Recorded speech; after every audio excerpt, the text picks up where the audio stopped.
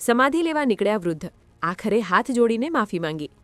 અમરેલીના ઢોલરવામાં જીવતા સમાધિ લેવાનું તૂત વિજ્ઞાન જાથાએ પકડ્યું। શ્રદ્ધાના નામે અંધશ્રદ્ધા ફેલાવતા આ કિસ્સામાં ગામના વયોવૃદ્ધ અરજણભાઈ ખુમાડે 2 એપ્રિલે સવારે 9 થી 11 વાગ્યા વચ્ચે જીવતા સમાધિ લેવાની જાહેરાત કરી હતી।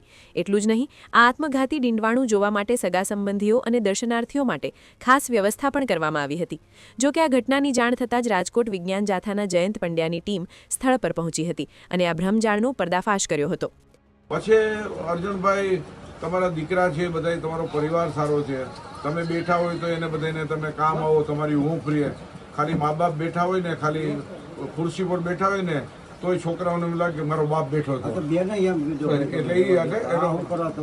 એટલે એ જ હું તો ના પાછું તમે જો તમને સ્ફૂર્ણા થઈ એટલે એ તમારા હાથની વાત કેમ હોય ઈચ્છા મૃત્યુની, કે તમે 9 થી 11 જાય પછી તમને ભીસ પડી એટલે તમે કીધું કે હવે મારા છોકરા ના પાડે એટલે વળી પાછું બંધ થઈ જાય, એમ અર્જુનભાઈ એવું ના ચાલે।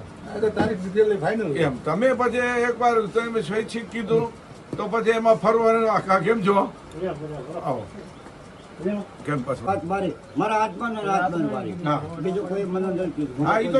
છોકરા તો સીધા છે, તમારી પાસે 1 મહિના બધા આવે દોડે સમય શક્તિ પૈસા બગડે વેડફાય, એક તો આ સમાજ ભોળે એમાં તમારા ખાતા માટે છોકરાઓને ખોટો લાસણમાં આવે પછી તમારી વાત નો વાયા વાયા થઈને વધતી જાય।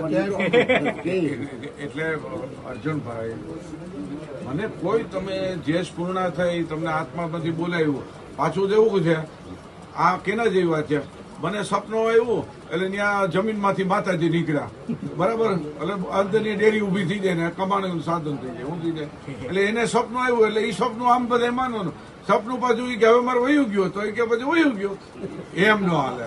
તમને આત્મા કહે હવે આત્મા એ ના પાડી એને જેવી વાત છે આ તો, એમ અર્જુનભાઈ આટલા લોકો બિચારા તમારા પરિવારના લાગણીથી આવ્યા છે, તો આપણને દુઃખ થવું જોઈએ। શું થવું જોઈએ? આપણા આખા વિસ્તારની અંદર બધાના ઘરે મહેમાન બેઠા, એટલે એનું પરિણામ સારું આવ્યું કે ખરાબ આવ્યું? ખરાબ આવ્યું ને।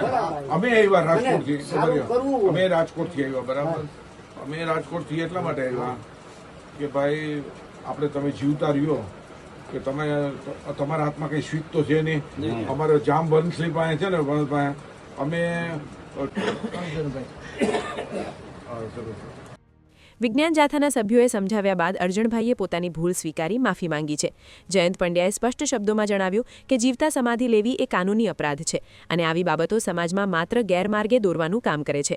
તમારા મતે 21મી સદીમાં પણ સમાધિ લેવાની વાતો કરનારા તમામ લોકો અંધશ્રદ્ધા ફેલાવે છે?